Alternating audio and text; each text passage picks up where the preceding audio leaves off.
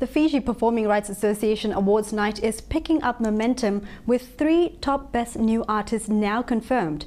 One group is made up of 5 young women. Team member Andi Kulaverevalu says that to be in the Best 3 category is a dream come true for them. The 5 of us, we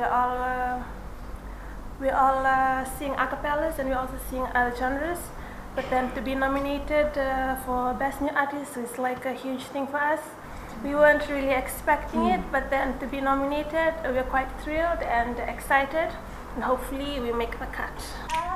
For these young women, this achievement means a lot as they try to inspire others after their own simple beginnings. It was just an aimless day, and we decided to write a song. So we decided that women empowerment is something that we need to advocate more on, since we are all women. And there are many challenges that are being faced by women nowadays. And we see in the papers that plenty of women are in so much need of inspiration and empowerment. So we decided to write the song, Will to Survive, not only just for that, also to inspire ourselves, because we go through challenges as well, and we feed off from our own experience.